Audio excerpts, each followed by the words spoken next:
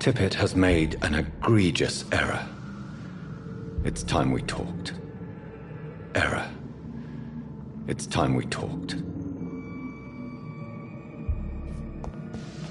It's locked.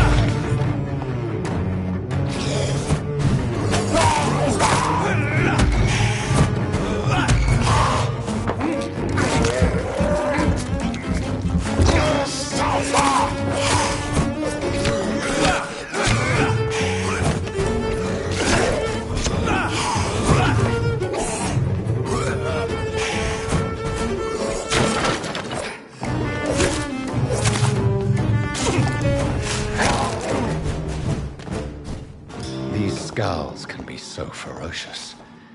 I'm not sure I can defeat them without becoming stronger. To drink blood is so tempting. Sodium hypochlorite. Dangerous to administer, but efficient in the proper dosage.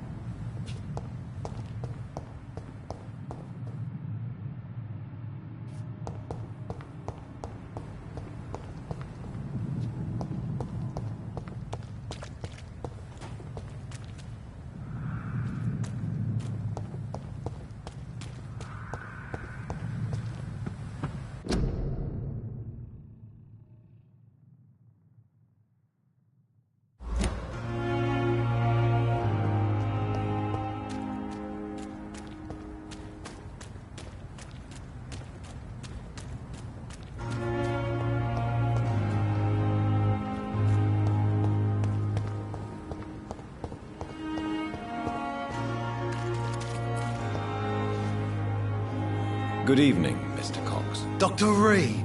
Still working at night, I see. I like that. And why is that? People who don't sleep at night always seem more alive to me. More interesting, one way or another.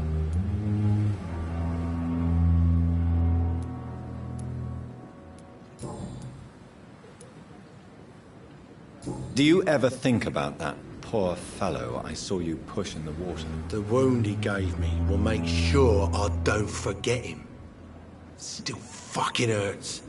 Boss should cut me good. That man was determined to murder you. You almost died. What a surprise. The first time I met him, he nearly shit himself. Fucking coward. I guess revenge gives you balls. What did he want? Revenge? I recently had to kill his brother. Poor arsehole thought it would be easy to return the favour.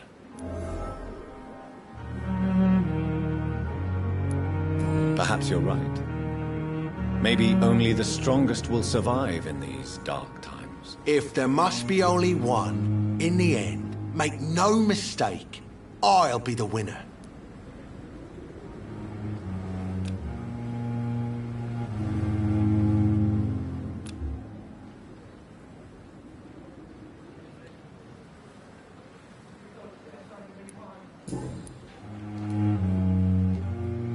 How is your hospitalization going, Mr. Cox? This is a shitty place with shitty staff. But as long as I'm treated all right, I'll be fine. What's wrong with the Pembroke staff? That bastard you sent to bring me here, Milton, I thought he was going to break all my bones before I reached my bed. I see. Any other smart comments? The nurses aren't too ugly. Especially that foxy one, Nurse Crane.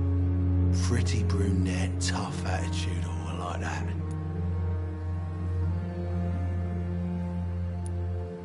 What's wrong with the hospital? Come on, Dr. Reed. The place is a dump.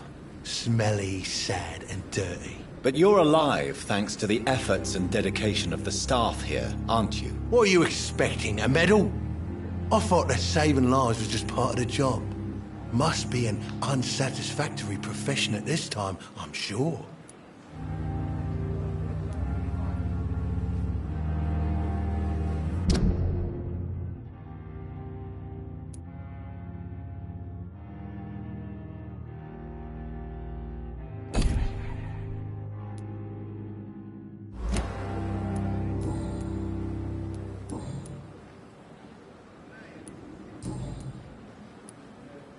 How long do you think you can escape the law, Clay? I know this city like the back of my hand, Doc. I know its streets, who to pay, who to avoid, and who to bully. I won't get caught. We can't escape the consequences of our actions. The past catches up with us in the end. I ain't afraid of death. I don't hide who I am. I live my life honestly, which is more than I could say for most folks. And who are you, then? I'm the leader of the Wet Boot Boys. One day, I'll leave this shitty place and punch in the face all who thought I would not come back.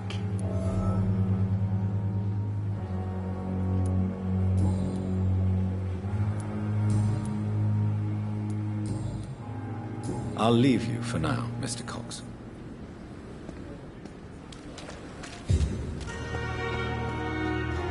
You've dodged death so many times. Please, sir. I need help bad. What's going on? I'm Blight, sir. Newton Blight. I've lost my mate. Can't find him anywhere. I'm Dr. Jonathan Reed from the Pembroke Hospital. Please, calm down and give me more details. Oswald and myself were both infantry, sir. We were en route for the hospital, but we had a disagreement. And Oswald ran off towards the canal. How long have you been searching for him? I can't go there. Too many rats by the water. Fucking rats. Can't stand them since the war, sir. Can't stand them at all. Don't be ashamed, Mr. Blight. Many soldiers who survived the trenches suffer from musophobia. I'll see what I can do for your friend. What can you tell me about yourself? I'm Oswald's best friend. We served in the same regiment, sir. We've taken care of each other since we came back from the front. This is a dangerous part of town. What are you doing here? We were looking for the Pembroke Hospital. We both need help. Treatment, I mean. To get some sleep. Just need to feel better, sir. What can you tell me about your friend? His name is Oswald Thatcher. We survived the war together.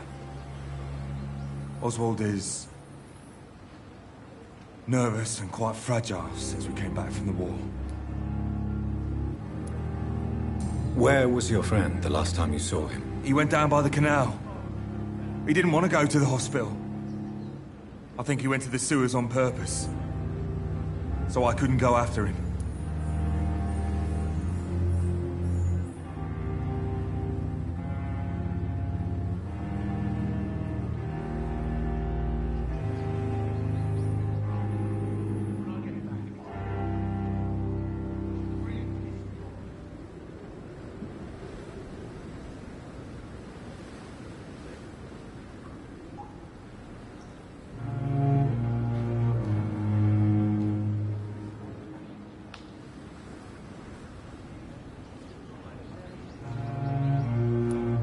I have all the information I need for now. If I find anything out about your friend, I'll let you know as soon as I can. Thank you, Dr. Reed.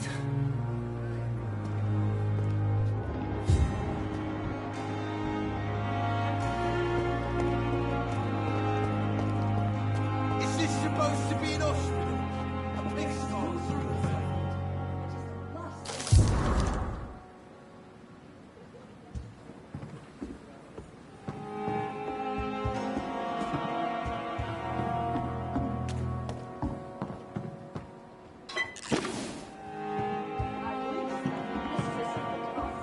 Stop following me.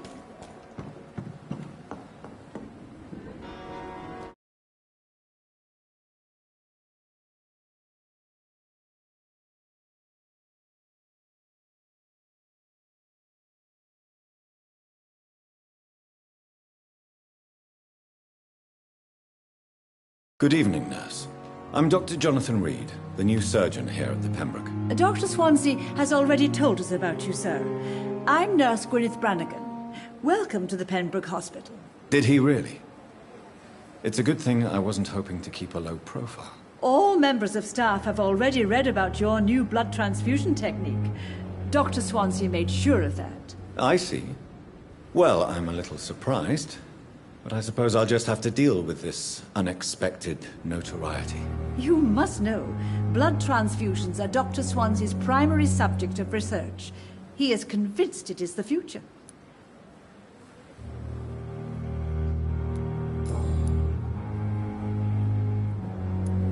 How are things here? Not good, to say the least. We're struggling against an invisible enemy, more lethal than any bullet from a gun. It's hard, Doctor. An invisible enemy? Quite a poetic term for a disease, especially from a nurse. Sorry, Doctor. These last few weeks have been exhausting. We could all do with a good night's sleep.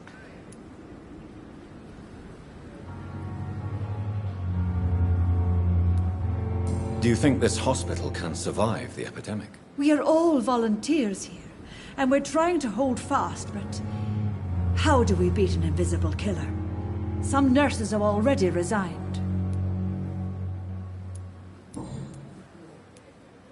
I'm not familiar with all the staff yet. Perhaps you could help me. Brilliant professionals, most of them. Dr. Swansea has a gift for recruiting talent. Most of them. Is there a problem I should know about, nurse? It would be inappropriate for me to speak ill of a colleague. Is there anyone that stands out? Well, I have never met someone as dedicated as Dr. Tippett's. He should be a standard for us all here. If only he were younger. Why should his age be a problem? I guess it's fair to say he's always pushing himself to the limits. He just doesn't know when to stop and get some rest. Nurse Brannigan, if you do know something, please tell me. Anything you say will be held in confidence. No. I may disagree with some conduct, but in the end, everybody is doing their best.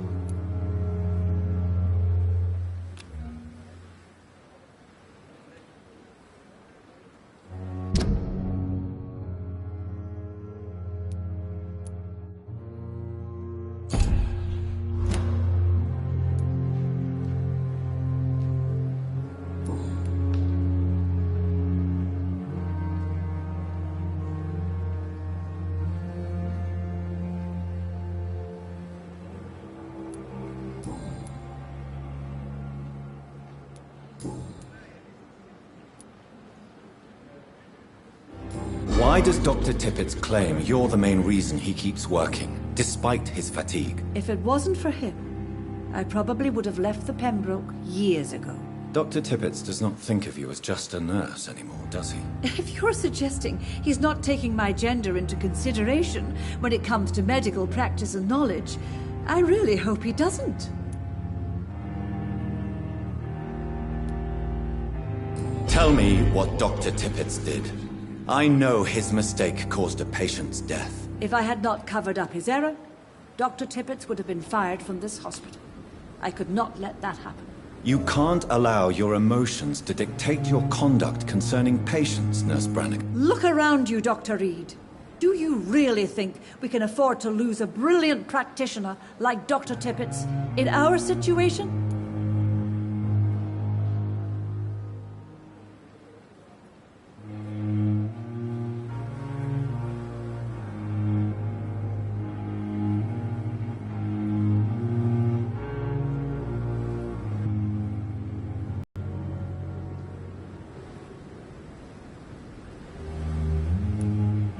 I can't say I approve of what you did. But as a field surgeon, I know that some situations require you to bend the rules. I'm not proud of what I've done, but to contain the epidemic must be our priority, so we can't afford to lose Dr. Tippett.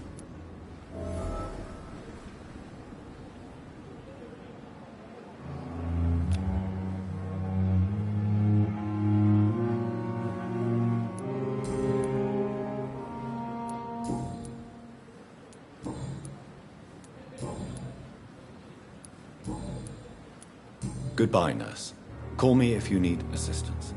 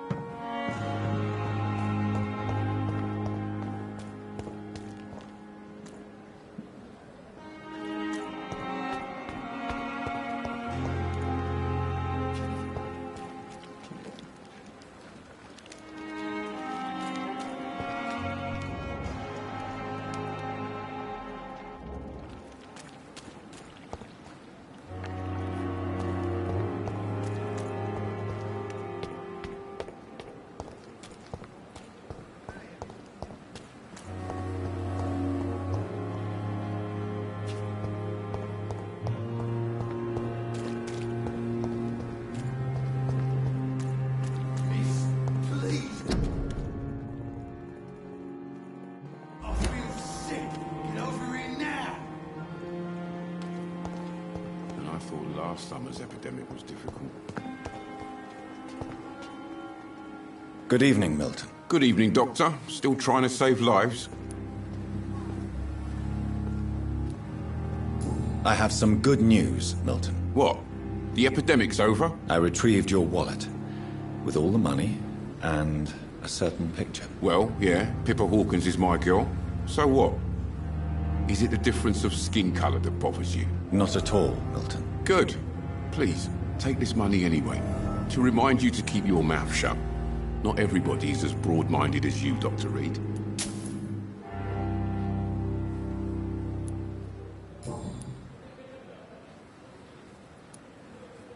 What's going on between you and Nurse Hawkins? Pippa's tired. Tired of all this shit. Tired of all those corpses piling up. She's as depressed as I am. During the war, I witnessed a few couples just like you come together in difficult circumstances. It can be very damaging. Maybe you're right. But we support each other. And that's all that matters. You do realize you could both get fired. Hospital staff are not meant to have intimate relationships with one another. Come on, Dr. Reed. Do you know how many rules are broken in this hospital every day just to keep it running? There's nothing wrong with what we're doing.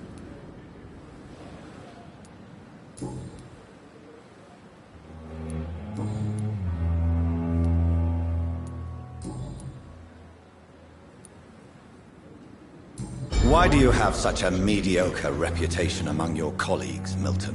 Fuck them. Nobody knows the horrors I've seen since working here. This city was sick long before the epidemic, Dr. Reed. I know it's a difficult task, but correct me if I'm wrong. Is this not the job you are paid to do? I've seen babies left to die while their brothers were properly fed. Underage girls and boys sold to all manner of perverts. I'm sorry, I don't know what to say. Yeah, exactly. We lack words. So excuse me if I don't look on the bright side of life.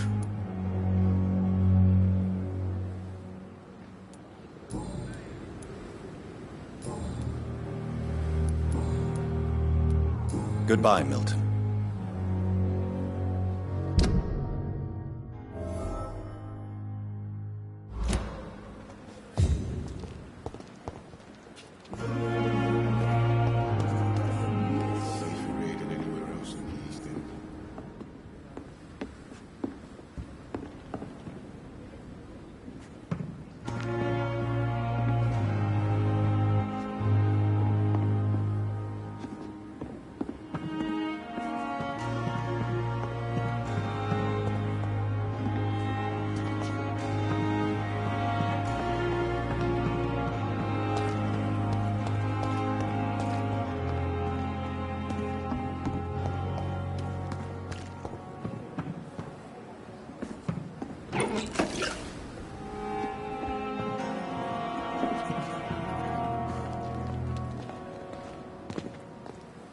Good evening, Nurse Brannigan. Good evening, Doctor.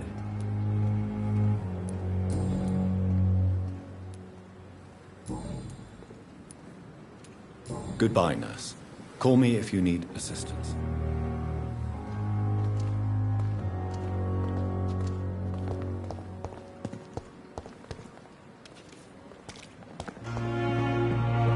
Young again. Good evening, Dr. Tippett. Dr. Reed, any good news to share?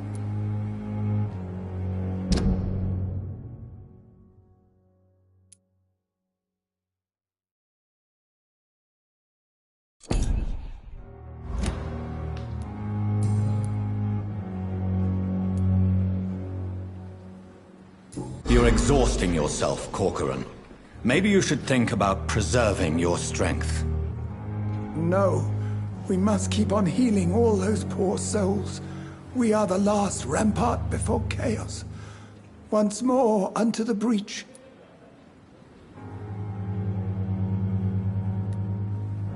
Nurse Brannigan is worried about you, Doctor. She should not have told you that. I will have a word with her. You don't have to blame her for her honesty. I'm not that kind of man, my dear Jonathan. Actually, Nurse Brannigan's opinion is the only one I may listen to.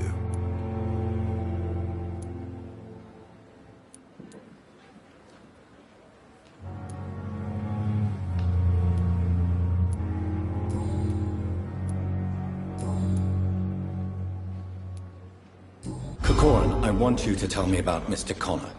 How did he die? What happened? He was my patient. He died because of my mistake. That's the blunt truth.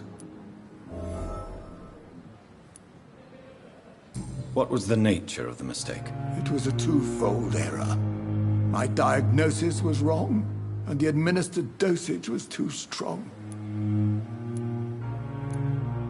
Who was this patient? I don't know. Some sick man from the docks, maybe a fisherman. I had no time to talk with him. No one claimed a body. Why not stop practicing? Are you mad? I killed that man, I admit it, and it won't happen again. I have saved so many lives since then.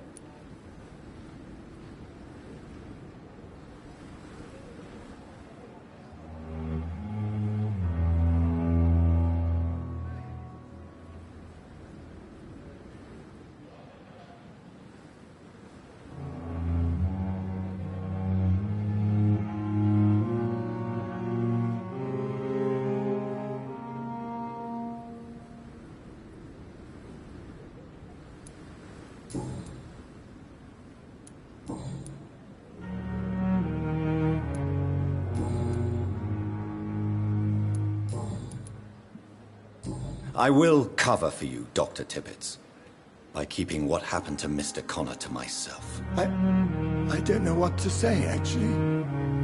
I can't exactly force you to become my accomplice. You didn't force me. This is my decision to make.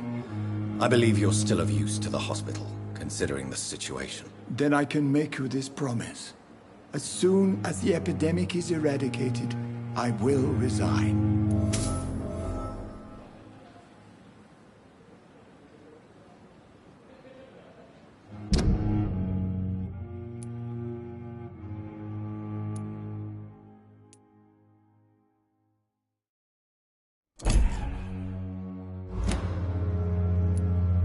Goodbye, Dr. Tibbets.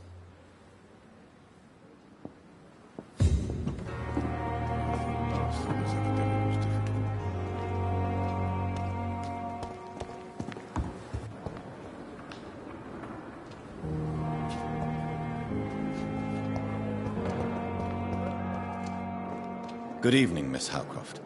How are you tonight? I need blood, Doctor. Warm, rich, vibrant blood.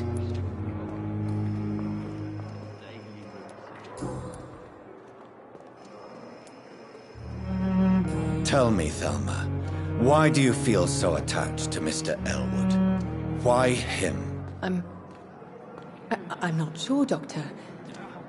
I think we have a bond of some sort. We've both suffered so much. He's the only mortal I find interesting.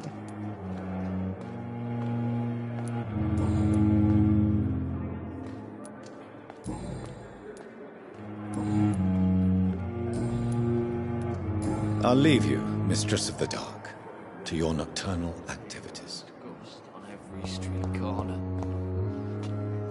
Good evening, Mr. Elwood. Evening, Dr. Reed.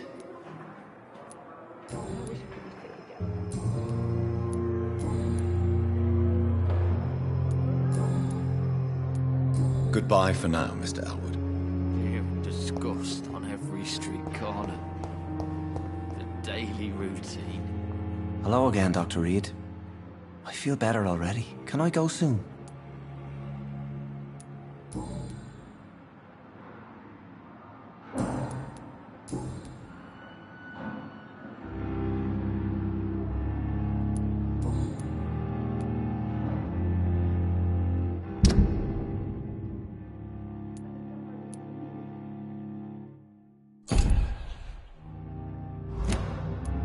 Goodbye, Mr. Hampton. We'll talk again later.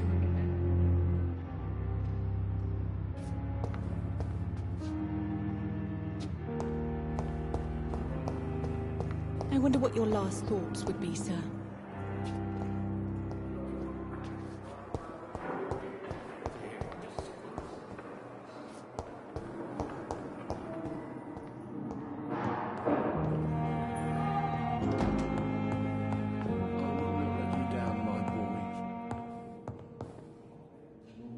Good evening, Doctor. I believe we're going to be working together. Dr. Reed.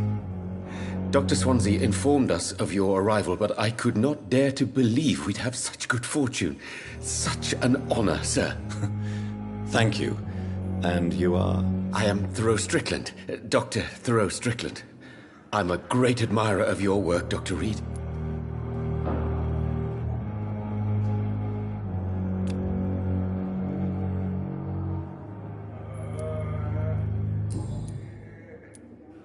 Please, could you tell me something about yourself? I'm a great admirer of your work concerning blood transfusion, Dr. Reed.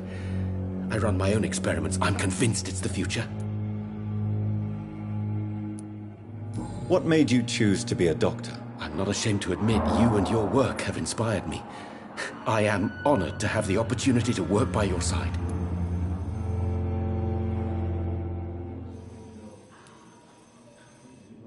It's always a pleasure to share scientific and medical knowledge with someone eager to learn.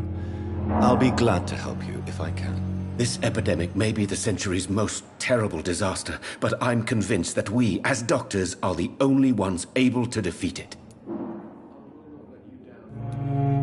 I based my technique on my mentor's research.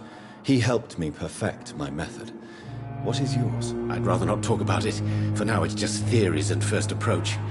My process is purely experimental and unsuccessful. As long as you're cautious and methodical, you may remain empty-handed, but you won't fail. You're not the first one to warn me, but I am convinced knowledge is the main weapon against the ravages of this epidemic.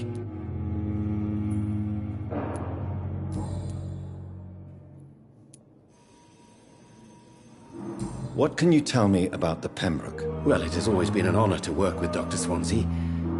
But with your arrival, I can't think of a better opportunity to learn about blood transfusion. You seem quite optimistic. It's a rare and precious attitude in these difficult times. I'm convinced that this epidemic is a test of endurance and dedication for us men of science. Questions remain about our capacity to resolve the situation. True. Last summer, during the first wave of the epidemic, I used to joke with Milton about the extra work. We're not smiling now.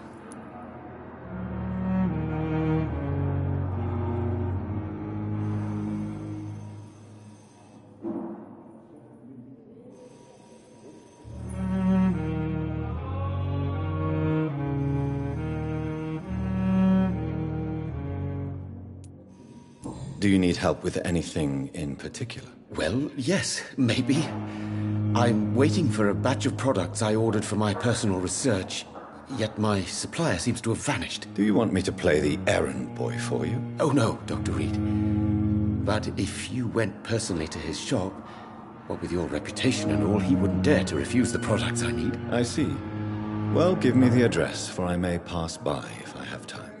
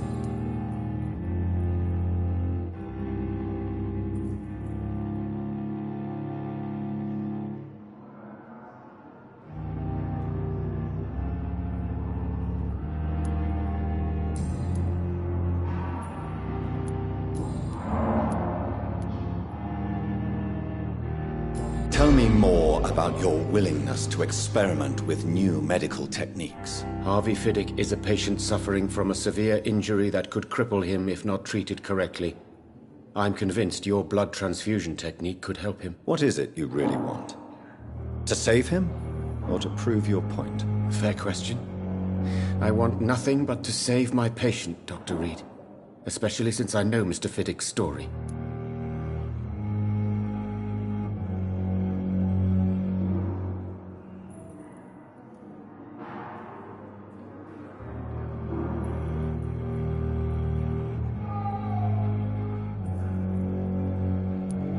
This personal involvement could also appear to be a lack of impartiality.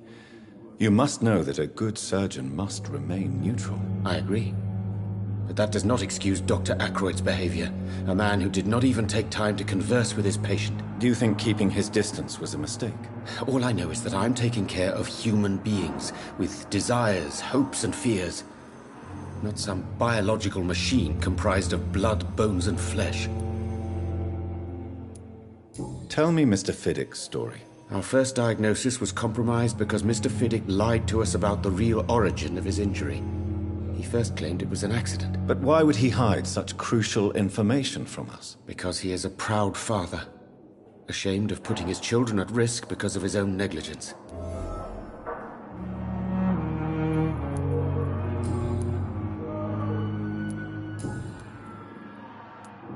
Goodbye, Dr. Strickland.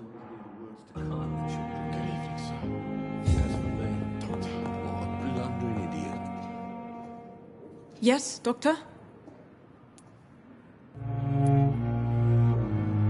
Exactly how bad is the supply situation here at Pembroke? It really depends. Dr. Swansea deftly works his society contacts for monies. But with the quarantine, well, we're in God's hands.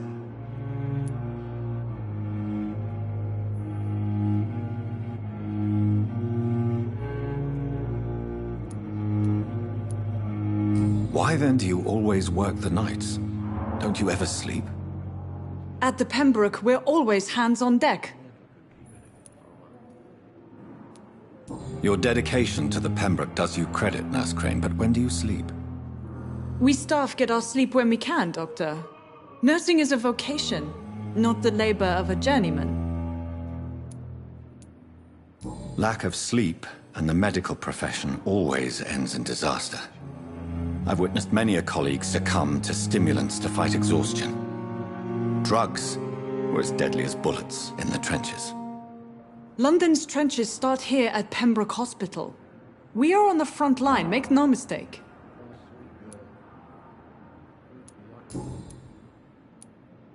Please, could you point me in the direction of the morgue again?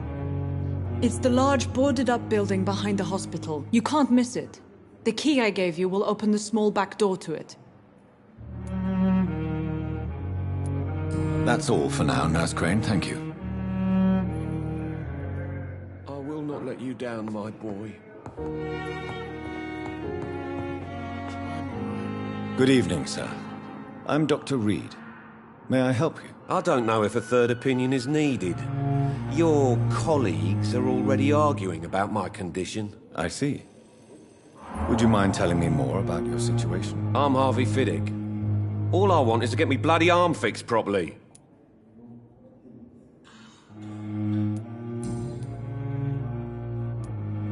Tell me about yourself, Mr. Fiddick. I'm just a regular guy waiting to get his arm fixed, so I can return to work and to my family. I was more curious about what you were doing before being hospitalized. I'm a carpenter, and a good one too.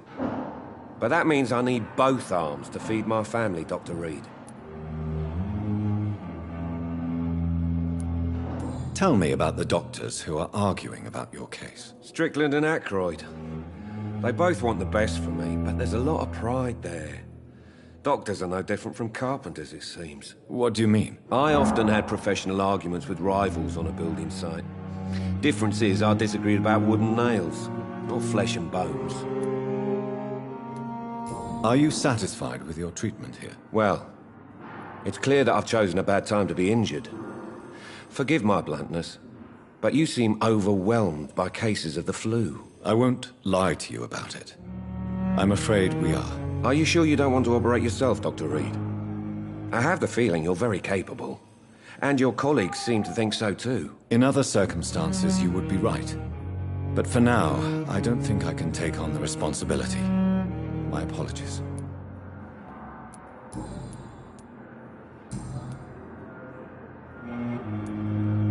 Tell me about your injury, Harvey.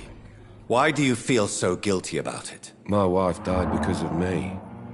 And now I may lose everything because I've been careless enough to hurt myself. What an arsehole. How could your job be responsible for your wife's death? I was working a double. She went out to bring me a hot meal and got caught in a German bomb raid. You can't hold yourself responsible for your injury, Mr. Fiddick. Unless you tried to hurt yourself. Of course I didn't hurt myself. But I can't work until my arm is fixed. My children need to eat, Doctor.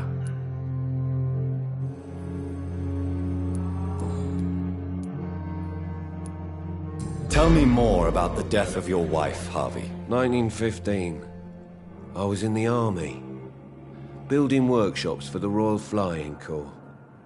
Helen was happy I wasn't sent to the front. What happened? The Germans sent Zeppelins to bomb the construction site, but they missed their target. I'm sorry for your loss. So many died during the bombings. I served in France and witnessed the carnage there. I would like to say that she didn't suffer. Truth is, I have no idea. I just know that I'm all that me kids have. Poor little bleeders. How are your children after losing their mother? They were smaller then. The only good thing about this is my Helen didn't bring them with her that night.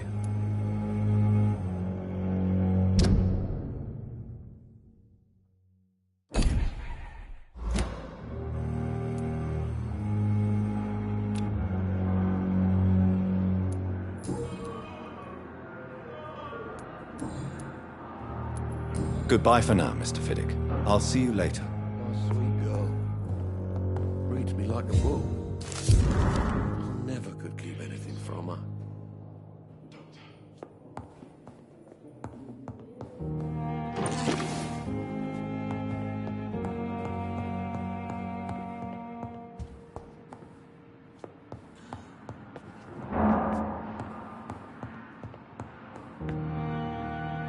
Good evening. I'm Dr. Reed. Can I help at all? No. Really? Why are you here, then? I don't want to talk. My throat hurts too much. I suppose that this pain is the reason you're here. Is someone taking care of you? Yes. And no. Could you at least tell me your name, sir? Mortimer. Mortimer Goswick.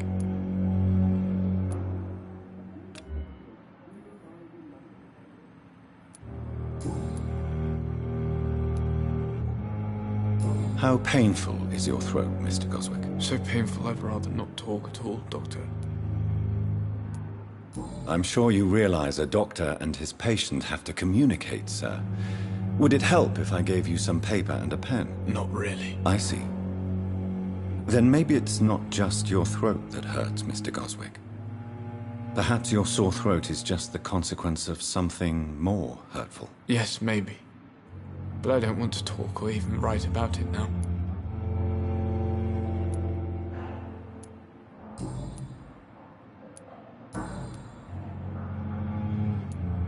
Tell me about yourself, Mr. Goswick. I don't want to talk, Doctor. I have to go now, sir. But don't hesitate to contact me if you need any help. I'm all right. Don't waste your time with me. As for me, what a blundering idiot. Good evening, madam. Can I help you? It's my son who needs you, sir. I'm Dr. Jonathan Reed. How can I help your son? I'm Beatrice Goswick, mother of Mortimer Goswick. Could you check on him, please, Dr. Reed? I've heard much of your talents as a physician.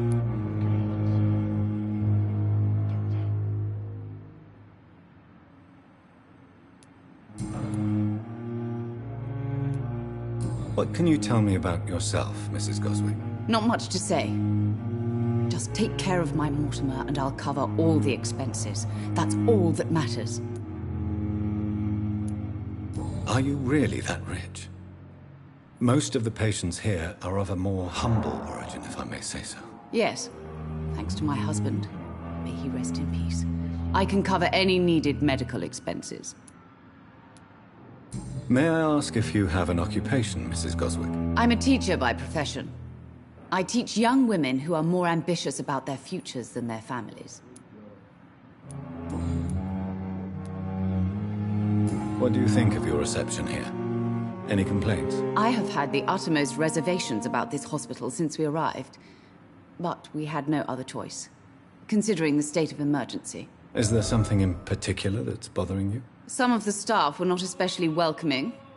I suspect they're not accustomed to dealing with patients of such social standing.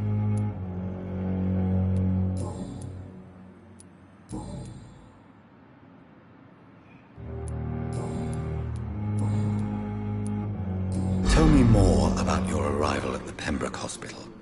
What gave you such a bad first impression? The ambulance driver was quite rude, for a start. And that nurse, Miss Hawkins, seems to have quite a dubious attitude. What do you mean? She managed to secure a bed for my son despite the epidemic. It was a relief, but it wasn't cheap. She charged you for a bed? Yes, and I paid without question, considering the urgency of the situation. I share your concern, Mrs. Goswick. Be sure that I'll talk to the people involved. I don't expect compensation, Dr. Reed. But I'm aware such behavior would not be tolerated in other hospitals.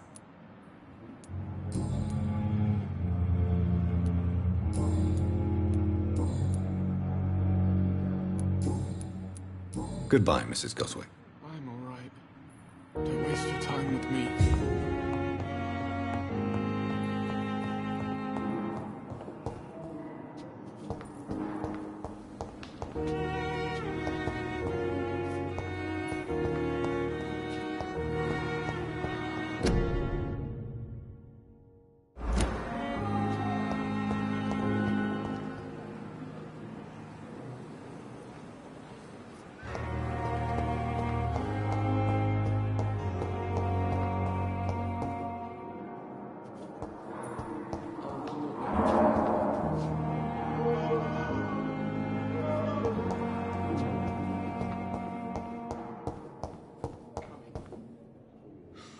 Sure we're making a difference.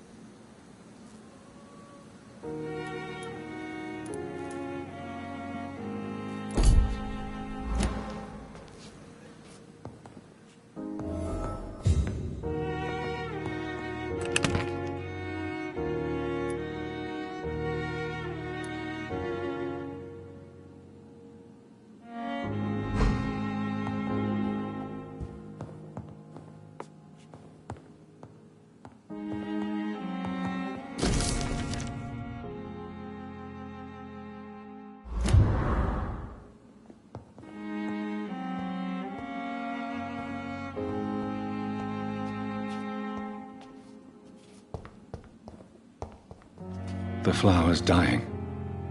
It needs water.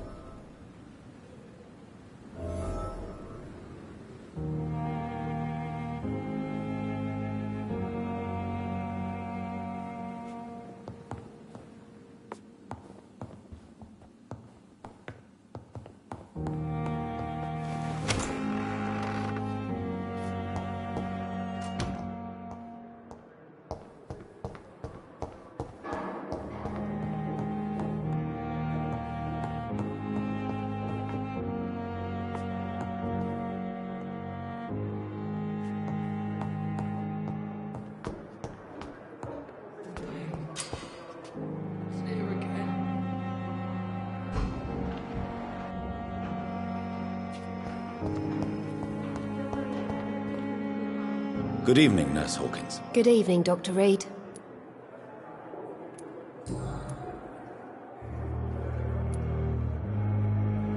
Pepper, I know you're very close to Milton Hooks. Yes? Milton Hooks is my man. If you want to report me for that, just feel free, Doctor. I have no intention of reporting you, Nurse Hawkins. But are you aware of the risks? The rules say I won't be allowed to work as a nurse anymore. But here at the Pembroke, we break rules all the time. Is he worth the risk? Hey, I'm no perfect woman, and Milton is not the finest bloke. But we do our best to get by. That's all any of us can hope for nowadays.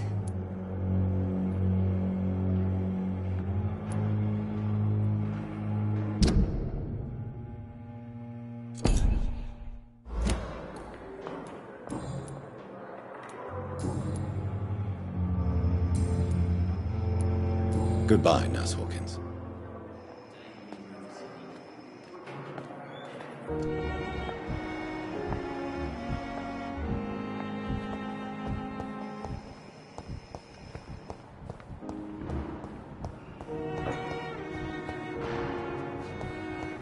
Thelma Howcroft said she was being watched by vampire hunters. Where are they hiding? Good evening. I'm Dr. Reed. Always a pleasure to meet a colleague, sir. Especially when he was supposedly dead. A colleague?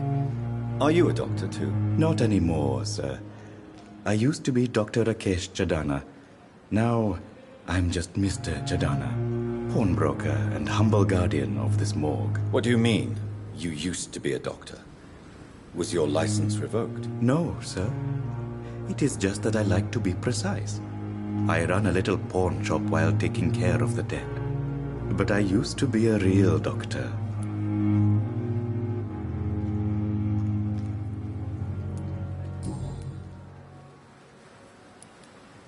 Are you afraid or uneasy being surrounded by so many corpses? Why should I? These bodies are empty vessels. Flesh left to decay. Poof! No soul anymore. All gone. An interesting point of view. And quite an exotic one, too. Most people fear, or at least have respect, for dead flesh. Sir, as a medic during the war, I learned to face my death and the death of others. It's the pain we have to tame, not death itself. How did you get this job? After I left the army, I worked as an undertaker down by the docks. A dangerous place with many an unpleasant business there. Milton Hooks helped me get a job here.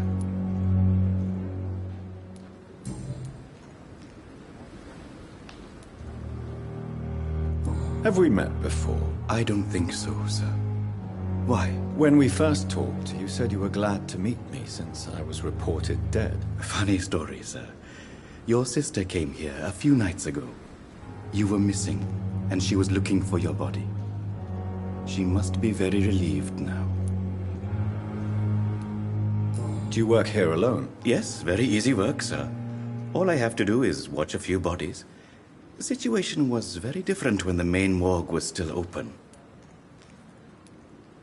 Why do you have to watch these bodies? Because these poor fellows have no names. We keep them in case someone comes looking for the missing. Sadly, very rarely happens. Why close the hospital's main morgue? It was for sanitary reasons after the beginning of the epidemic. Cadavers had to be moved to the nearest mass grave.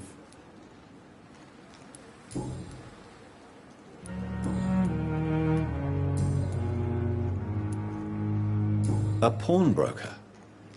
I expect you get all types of people here. Yes, sir. All kind of people. For I sell all kind of goods. Who comes here to trade with you? It's very unhygienic, even unsafe. Diseases can spread. For the customers, for the hospital. I'm very cautious, sir. I've been a doctor, remember? And all my clients are good people.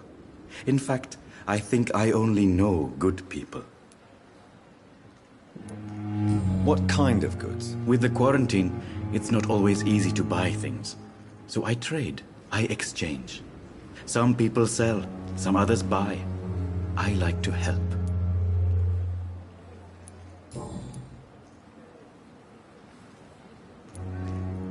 Since you're not afraid of dying, do you believe in life after death, Rakesh? No. I believe we must do all the good we can while alive. For our time is short, and the obstacles are endless. Do you think you would enjoy immortality as a concept? I don't think so. Don't mistake me. I love life, and I'd like to live a long life. But everything has to decay, sir. Even goodwill. Do you really believe goodwill cannot last? As I said, sir, everything decays. If I was to never die, goodness, I would be bored or worse. And I like to be helpful, sir. Quite depressing, wouldn't you say? Yes, but the good news is, we'll all die before losing our humanity, sir. So you're ready to die? No, I am not. I don't fear death, for I won't see it. What troubles me is the pain my death will inflict to those I know. You're a wise man, Mr. Chidana. No, Dr. Reed. I am a foolish man. But I like to think otherwise.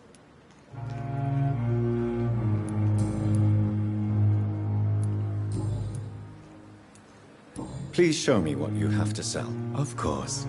It's just trinkets and curios, really. But I'm sure they can be useful.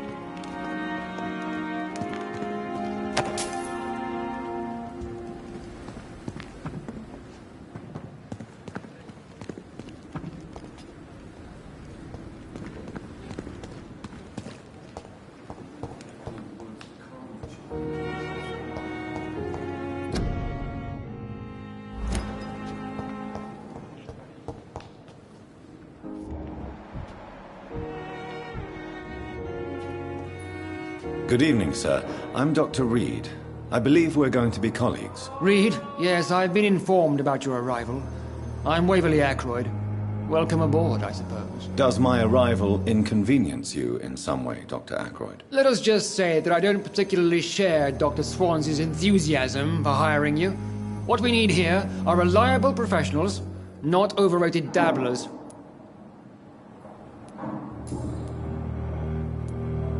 If you have a problem with me, Dr. Ackroyd, please feel free to tell me. Dr. Swansea has imposed your presence on this hospital without asking anyone's advice. The benefit of his position. But I don't agree with it. I know we've never met before, but I believe this hospital could use all the help it can get. You will agree with that, I'm sure. Oh, but I have heard about you, Dr. Reed. Of course, you can't say the same about me, since I have not wasted my time courting the press.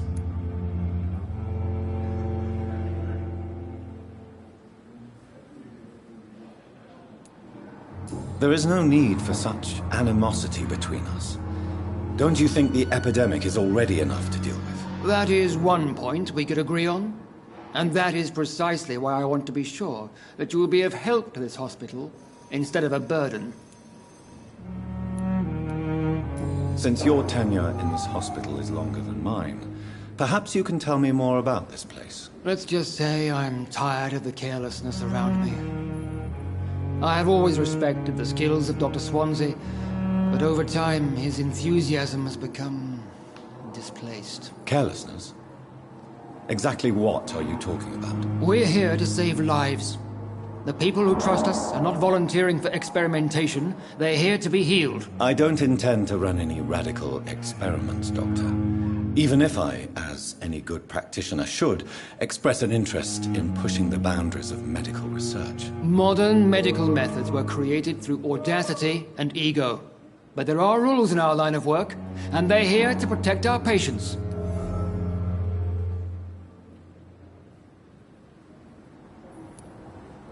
Tell me, Waverly, what do you think of Dr. Strickland's enthusiasm for his experimental research? Strickland is playing with his patients' lives for pride and glory.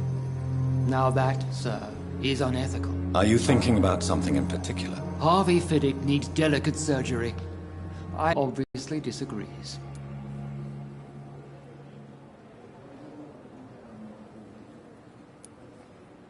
And are you not afraid that your rivalry with Strickland may be blinding you? Rivalry? I guess you could call it that. But I will never be childish enough to let my personal feelings affect my judgment.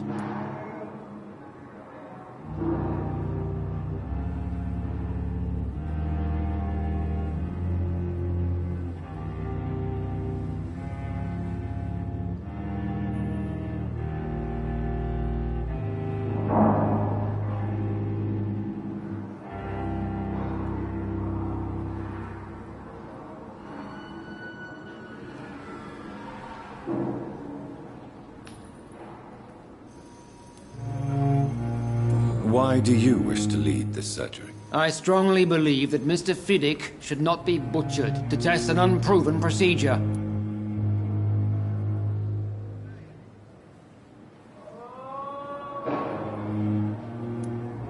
If you are going to lead this surgery, I'm trusting you to assume the consequences of your actions, whatever the result. I'm not the kind of man who runs away from his responsibilities, Dr. Reed.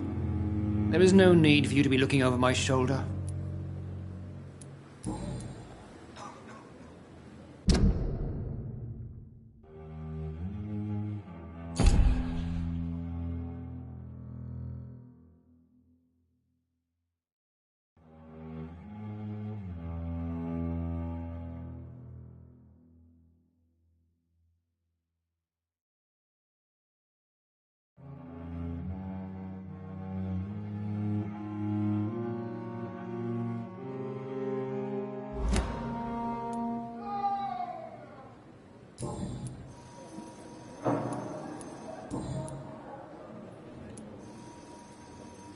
I don't know what you've heard about me, but I have already proved my value as a practitioner. I don't question your skills, Dr. Reed, but your motive.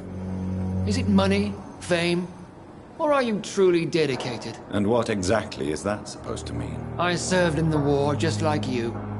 But unlike you, I did not use the wounded to play the modern sorcerer. Be careful what you insinuate, Dr. Ackroyd. I only want you to admit you used those men to improve your theories.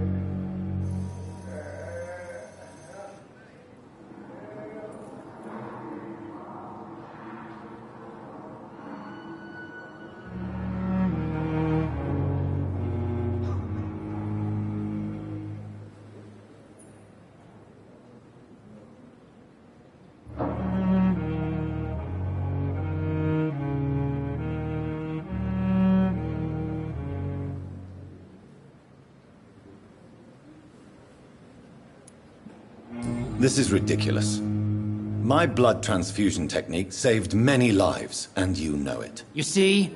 That is exactly what I hate about people like you. You avoid this kind of accusation instead of facing reality. It seems you have bad memories of your military service. I refuse to see this industrial slaughter as scientific progress. War only reveals the worst in men. We can at least agree on something, Dr. Ackroyd. Thank you for your time. We'll talk later.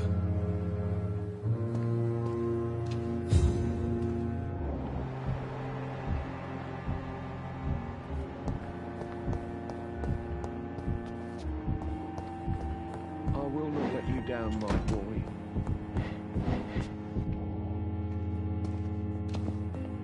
It's locked, all right. Finally, you've returned, Doctor. Did you find anything of value? Yes, nurse. You've worked your first miracle, Doctor. Now, this patient here needs immediate treatment. Duty calls. When the storm has passed, I'll show you how to mix the remedy yourself with the same basic ingredients. Many thanks, Doctor. When you've finished, you ought to report to Dr. Swansea in his office. He's been looking for you. Seemed pressing.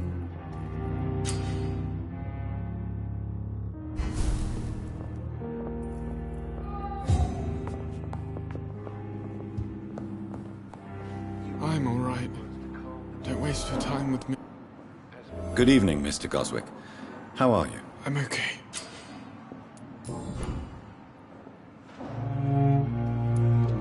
Why did your mother have you hospitalized here? She seems convinced this is a bad hospital. My mother just wants the best for me. She won't rest while I'm here.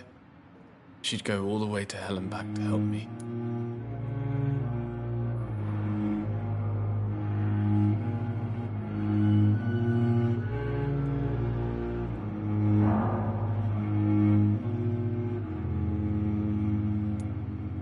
Pembroke Hospital may look unorthodox, but rest assured you're in good hands here. It's not me you have to convince, Dr. Reed. It's my mother. Is your mother bothering you? As your doctor, I can ask her to leave you alone if you would prefer. That's tempting, Doctor. But you have no idea what my mother is capable of. She would tie herself to my bed if you asked her to leave.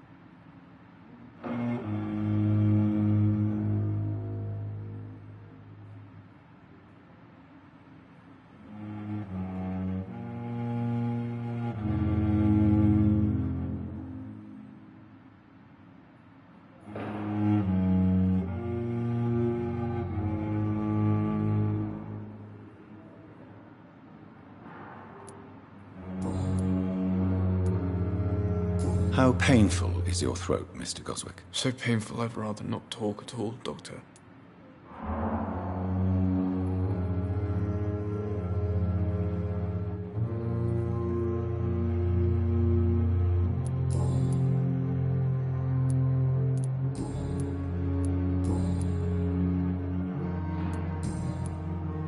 I have to go now, sir.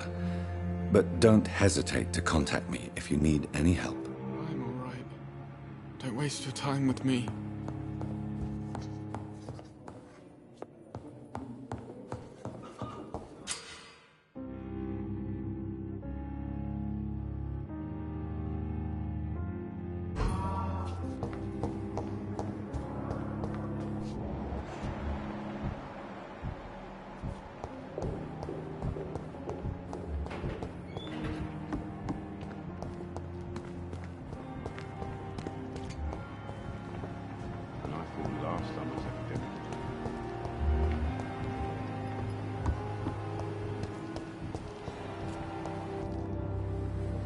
Hey, Doc.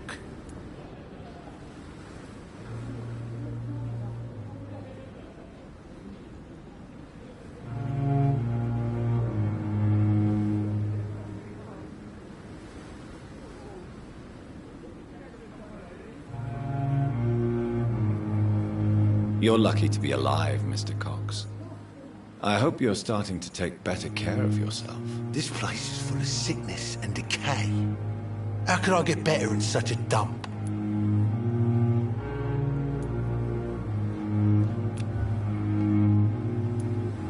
Consider yourself lucky that I'm treating all of my patients equally. But don't push your luck. Don't play the innocent with me. I'm sure you have good reasons to act this way. And Also, weaknesses that can be exploited.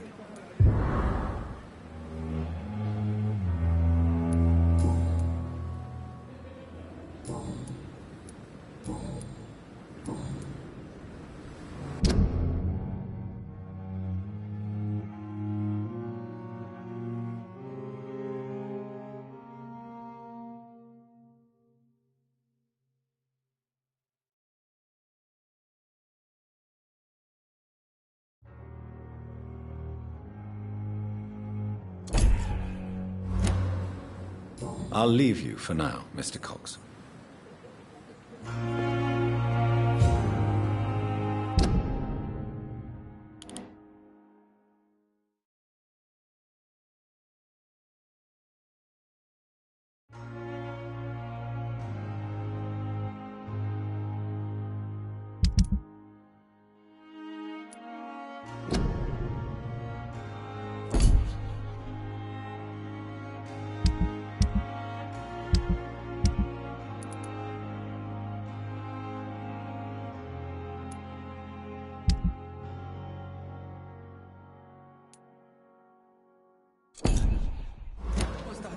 At least that mistress of the colony stopped following me.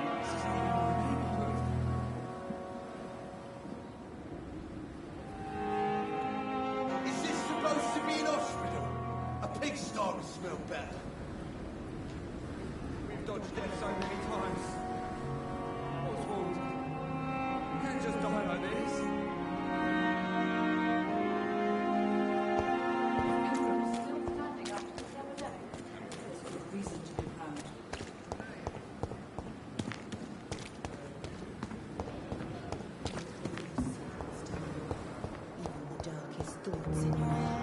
My blood and soul.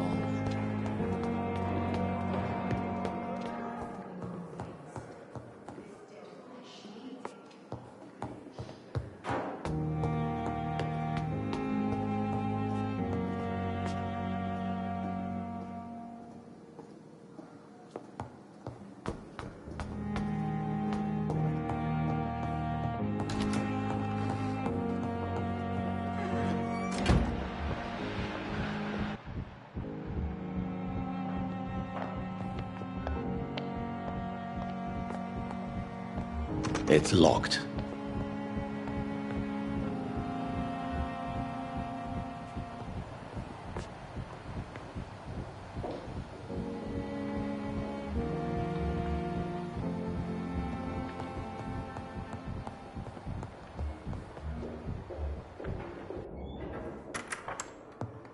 Please, Jonathan, come in. Fascinating, is it not? In the last decade, so many mysteries have been brought to light with our microscopes. The human body, biology's penultimate frontier. The more we explore its boundaries, the less we're able to trace a clear line between life and death. You, my friend, have a foot in both countries. The view must be vertiginous. It's at least as vertiginous as chatting about vampires with you, I would say. This must be all so new to you. This area of town, the hospital, a brand new life. How stimulating it must be. I wish I could share your enthusiasm, Dr. Swansea, but my condition defies scientific categorization. Undead? Unalive? Immortality defies logic.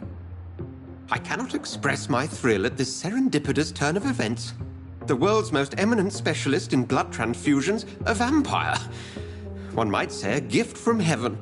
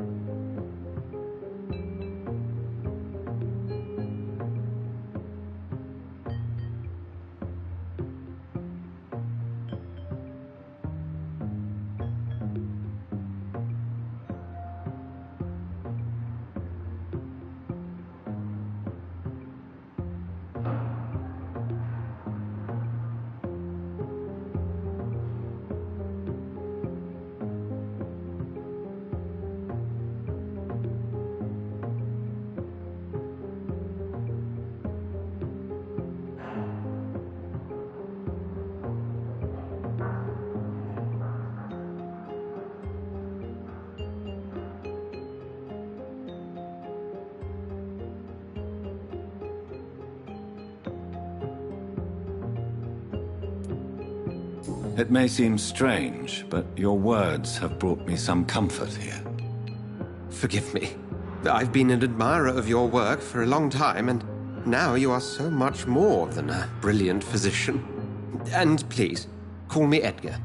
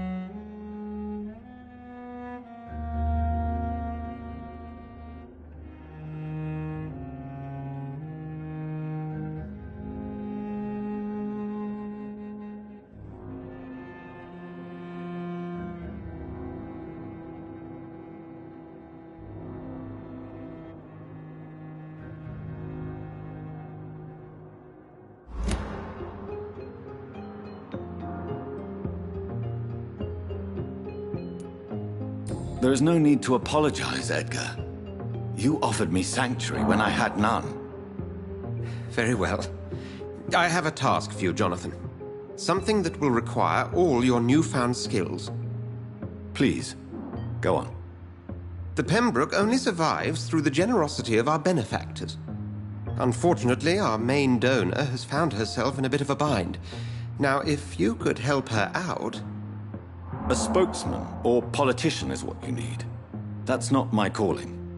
And until I come to understand what has happened to me, I require discretion. Discretion is in order, Jonathan.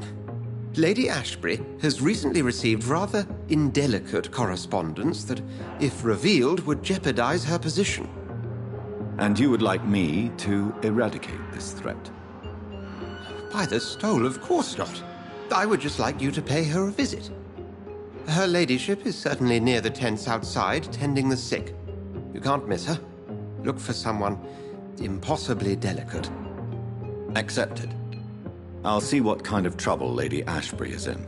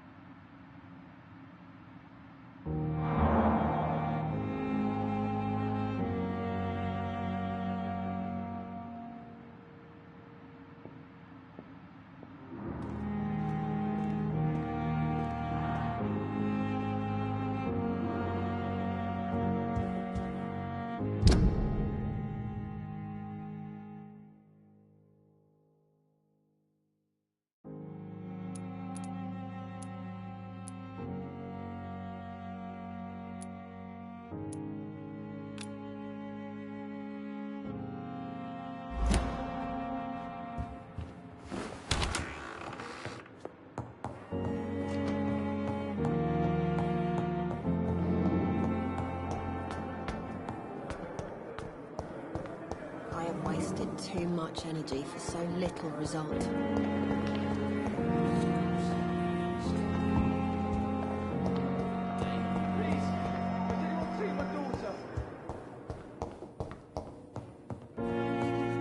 Good evening, sir. Doctor. You always knew the words to calm the children, Ellen. As for me...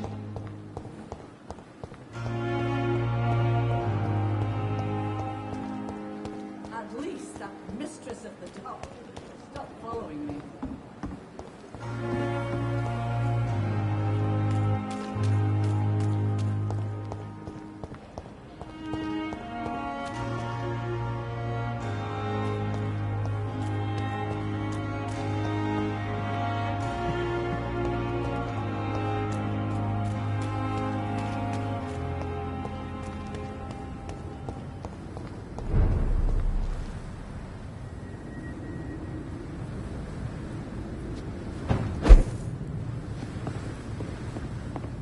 It's locked, all right.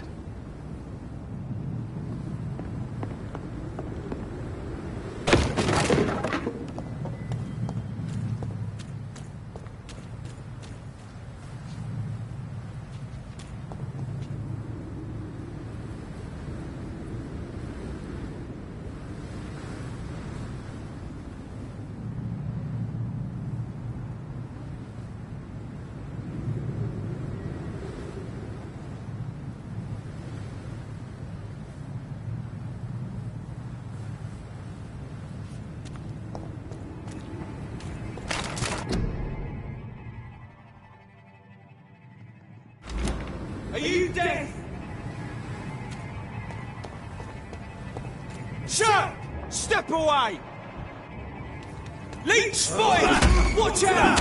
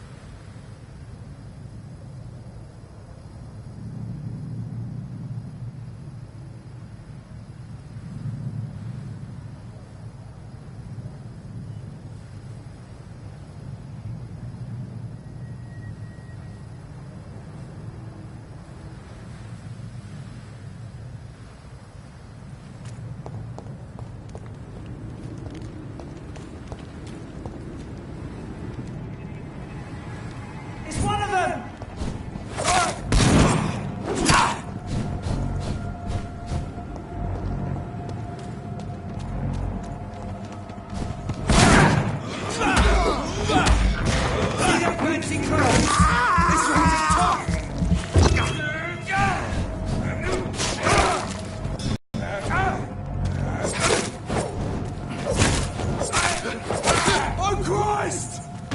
Murdering bastard!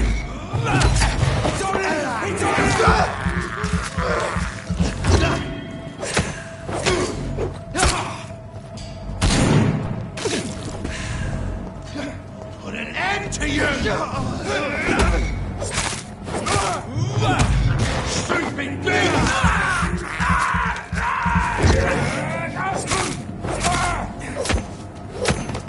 Filthy fucking beast!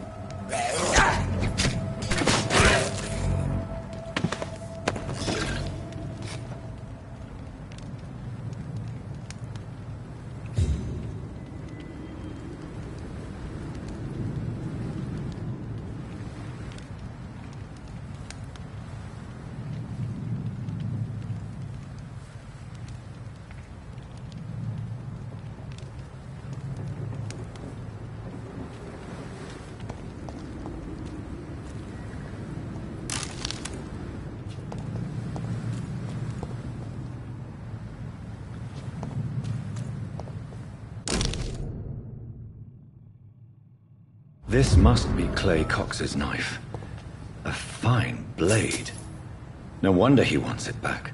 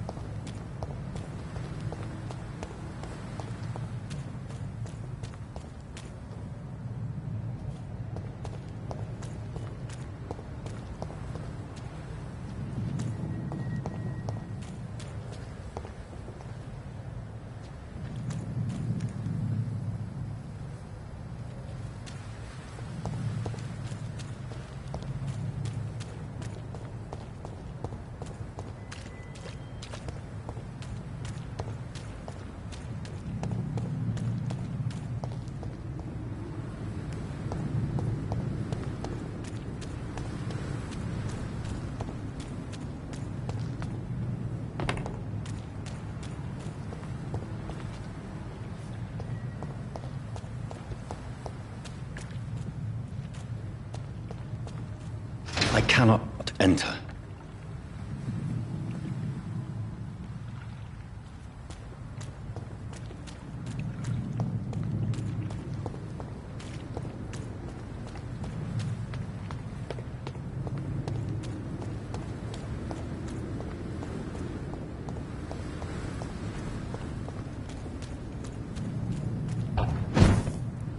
It's locked, all right.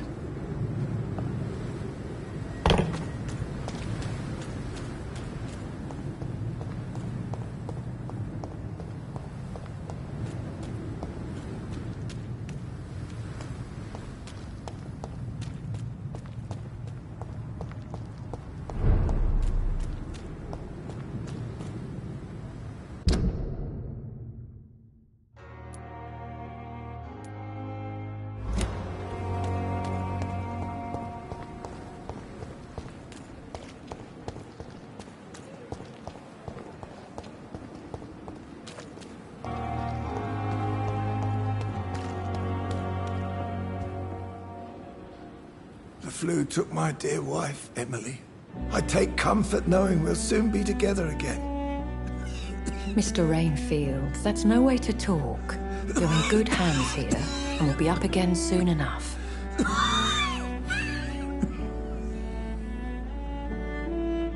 Now do me a kindness and get some sleep. I'll be back round later. Your words are kind, the blessings of an angel. You're the sweet, sweet Lady of Mercy.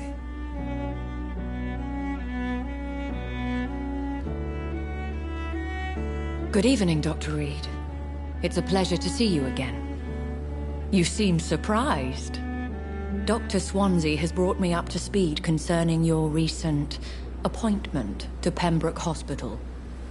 You're a the lady who saved me that night, before vanishing into thin air. I remember you from the pub with Dr. Swansea. Indeed. Allow me to introduce myself formally this time. My name is Lady Ashbury. I remember you well, in spite of the brevity of our encounter.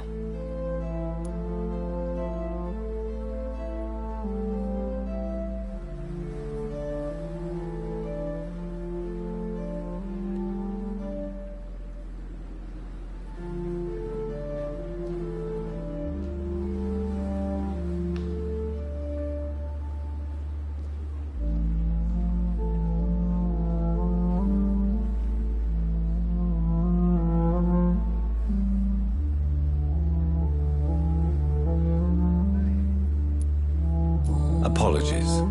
You've taken me by surprise. I'm very happy to see you. The pleasure is mine, Doctor. I hope you're more disposed to answer my questions now. You must have countless questions, but our rather urgent matter first.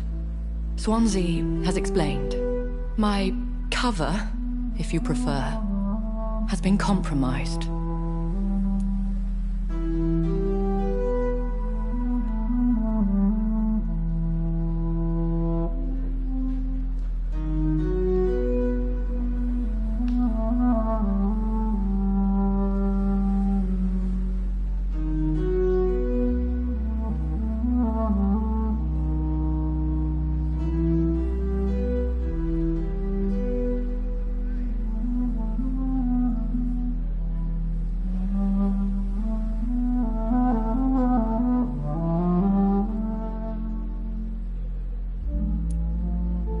Have any of the patients given you trouble?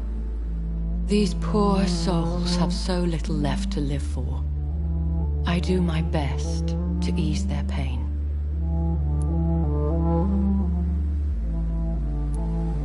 The world would be a better place if it were cared for by women like you.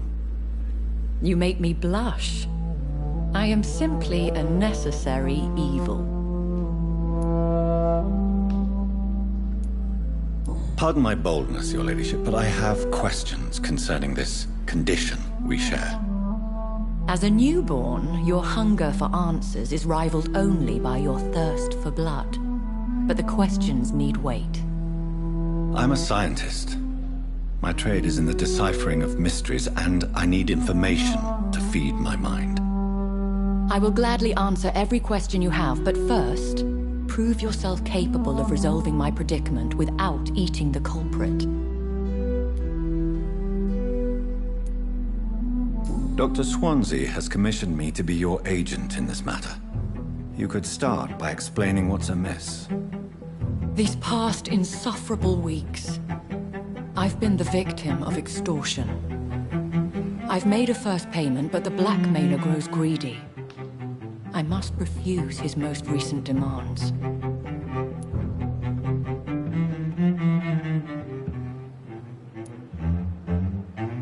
Please continue.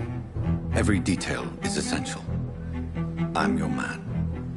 My embarrassment in this matter is eclipsed only by my shame at having put the hospital at risk. The threat from our anonymous scoundrel is clear. A list of dates. My visits coinciding with the dates of suspicious patient deaths due to massive blood loss.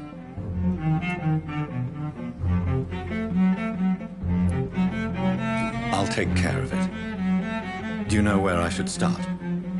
If that was the case, I'd settle the matter myself. You could talk to our local gossip, Harriet Jones. Not a pin drops here without her hearing about it. I'll meet that woman now. My life, as others know, is in your hands, Dr. Reed. I'm sure of your discretion, but I do fear your powers of persuasion will be put to the test. When this is resolved, I'll be your obligé.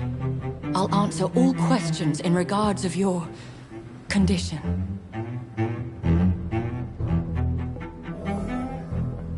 Is our little mystery closer to being solved, Dr. Reed? I think of nothing else, my lady. My situation is delicate, and it occupies all my thoughts. The blackmail must stop. I need assurance.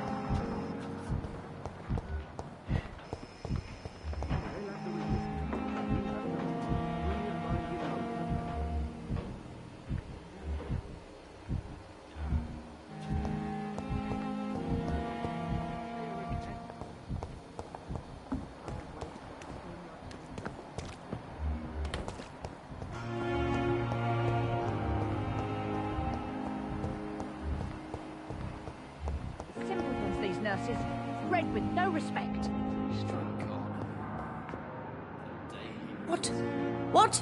What is this? Who are you? Get out of my room. There's no need for alarm, madam. I'm Dr. Reed, the new surgeon. Preposterous. Dr. Reed, you say? I don't want some bumbling intern. Where's Dr. Swansea?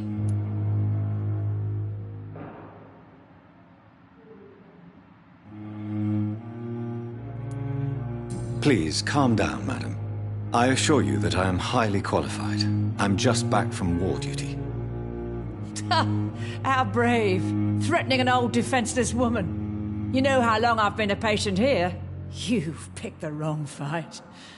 I'm Harriet Jones. Harriet Jones? Indeed. I've been meaning to have a chat with you. You know what goes on here better than any other patient, I gather. Oh, better than any patient, nurse or doctor. I've seen so many vile undertakings. I heard there have been some despicable goings-on. Was there a case of blackmail? Blackmail? Wait. You're investigating something. This isn't a social call. One of those incompetent cunts slit a poor sod's vein.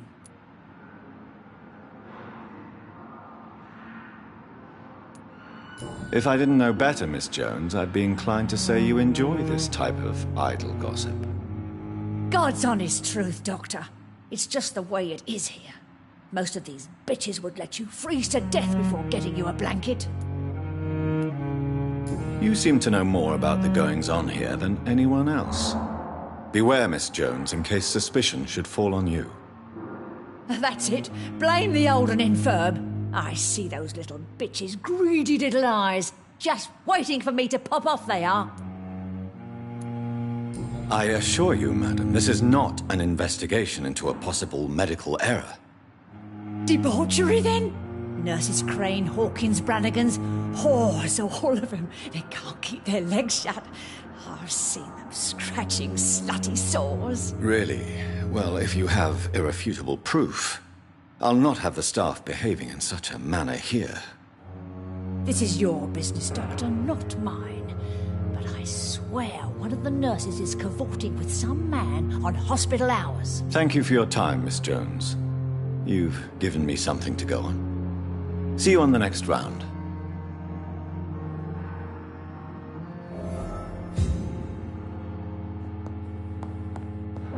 The patients and staff might know something. I'll start my investigation with them.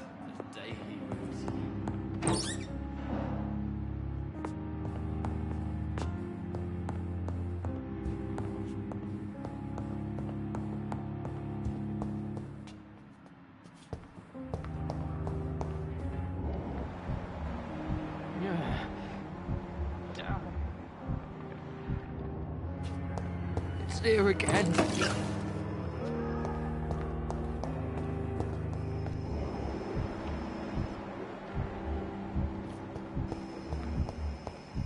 You're gonna be fine. We're here for you.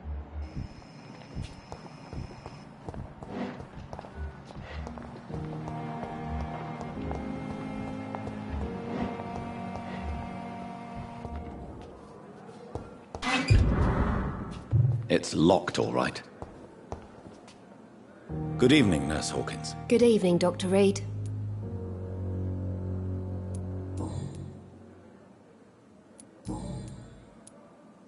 What can you tell me about the strange man visiting one of the nurses during her shift? Let me guess. You spoke with that old shrew, Harriet Jones. Do not pay attention to her, Doctor. She's full of fanciful tales.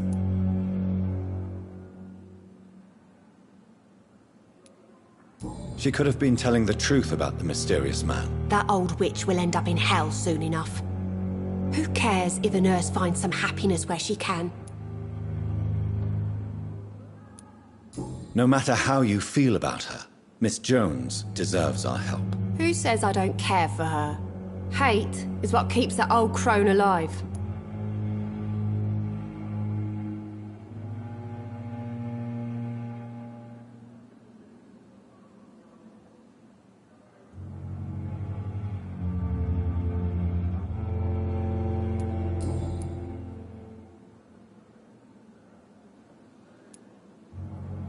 What can you tell me about the strange man visiting one of the nurses during her shift? Let me guess.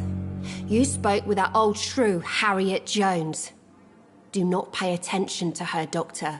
She's full of fanciful tales.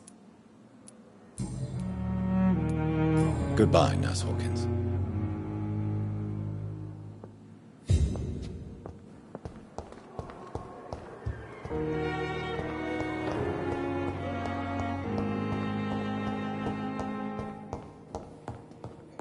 So many deaths. Sweet girl. And still nobody comes by. How can we be sure we're making a difference? Good evening, sir. Doctor.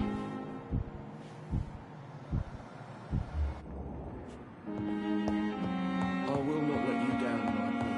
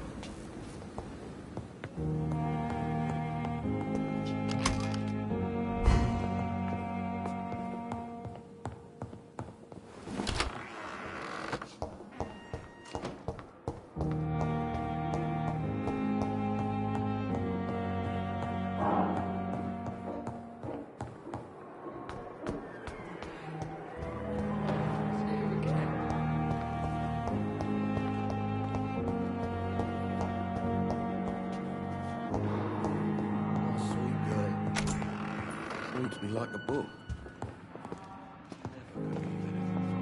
Good evening, Mr. Goswick. How are you? I'm okay. Do you need any help? I'm afraid I may, sir. I don't mean to be a burden. You are not a burden, sir. Healing you is my responsibility. And you have my gratitude for that.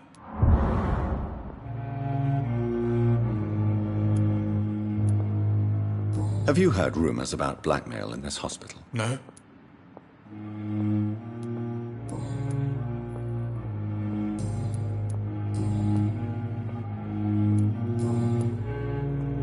Do you need any help? Thank you, Dr. Reed, but you've done enough already. The rest is up to me now.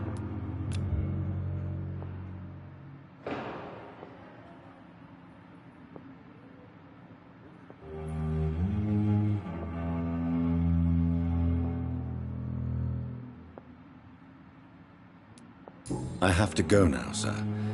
But don't hesitate to contact me if you need any help. Good evening, Doctor. How is my son doing? Have you heard rumors of blackmail going on in this hospital? Dr. Reed, are you trying to take advantage of me? Of course not, Mrs. Goswick. I'm just curious. Well, go be curious somewhere else, please.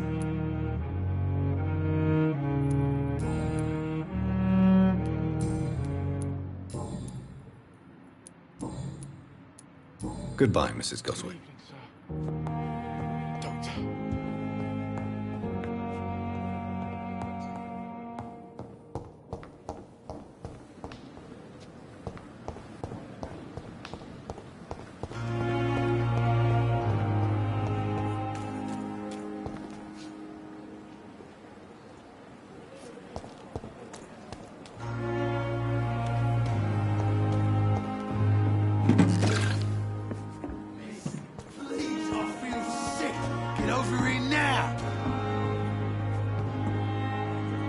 Good evening, Nurse Brannigan. Good evening, Doctor.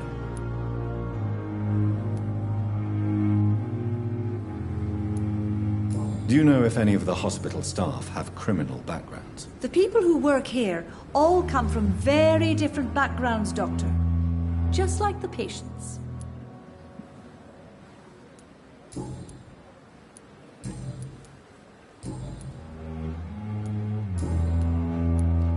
Have you seen a strange man visiting any of the nurses here? I've never heard of such a thing, Doctor.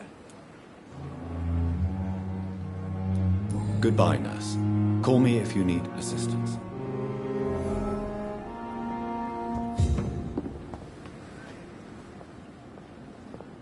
When I get back, I'll have a word with Tom. He's really pissed me off this time.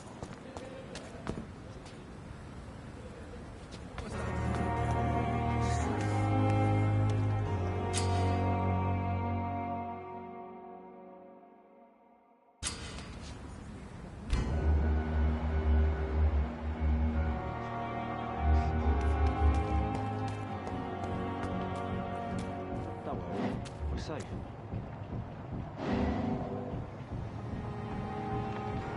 Don't worry, we're safe.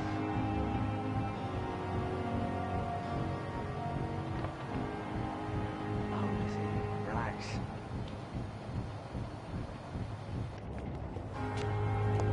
Don't worry, we're safe. You can't just die like this. Have you found Oswald? Not yet, sir. I need more information first. All right. What do you want to know?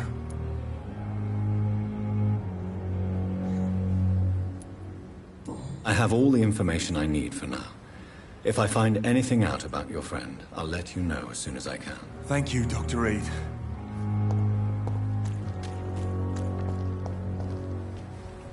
Don't worry, we're safe.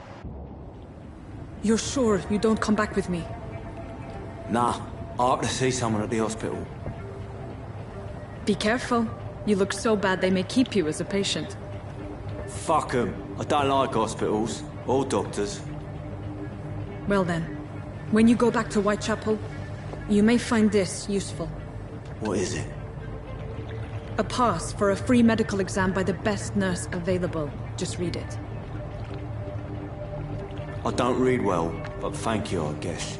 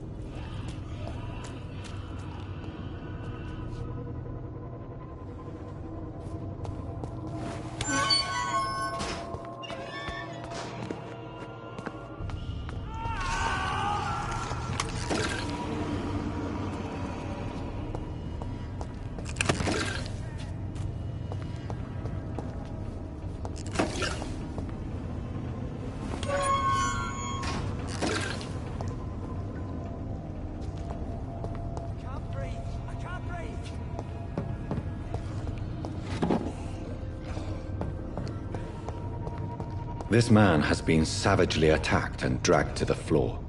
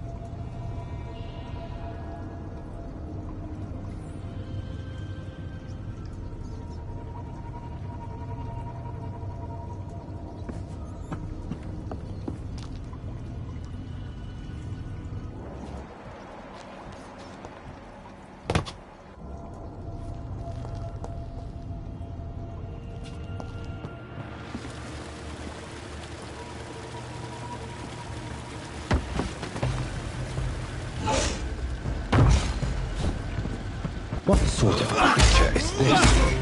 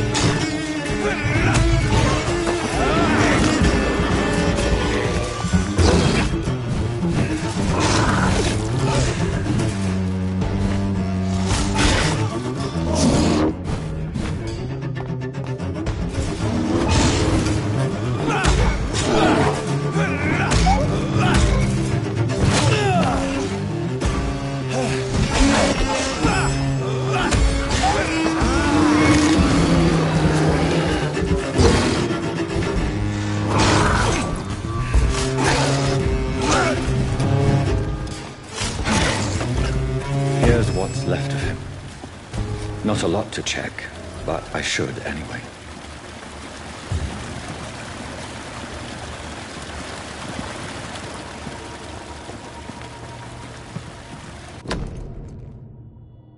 Some voucher for a free checkup in Whitechapel.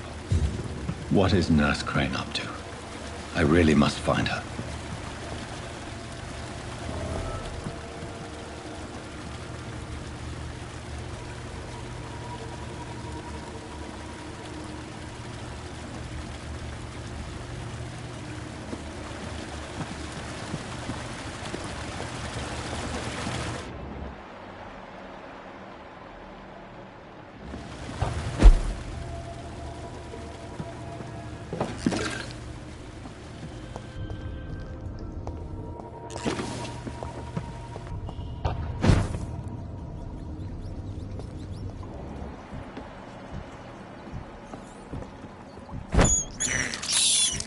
I can't believe I'm doing this.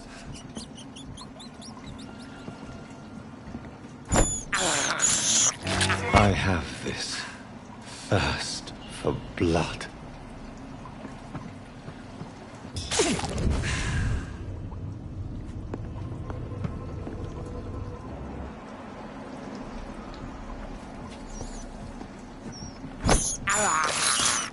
This is...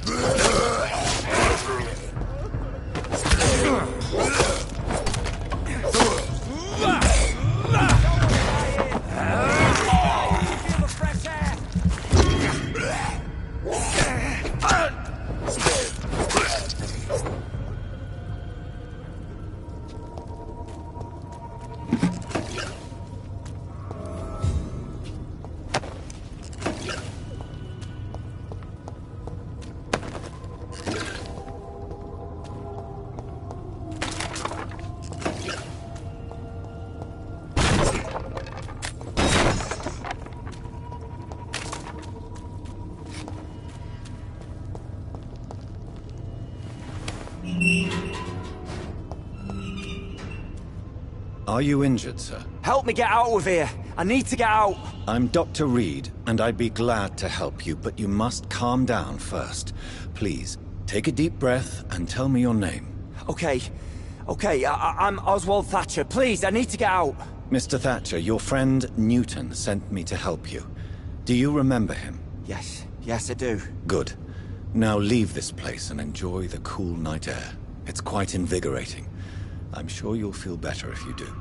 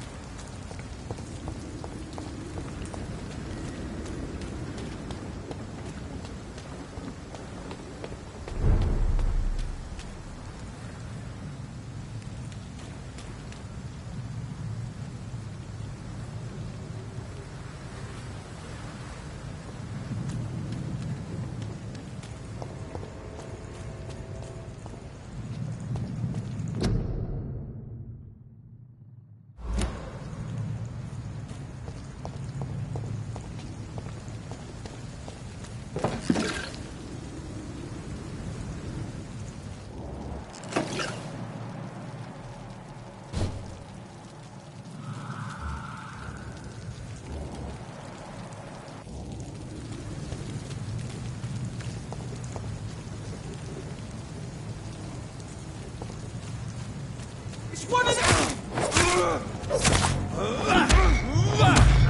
It ain't human! Kill it! Christ! He's dead!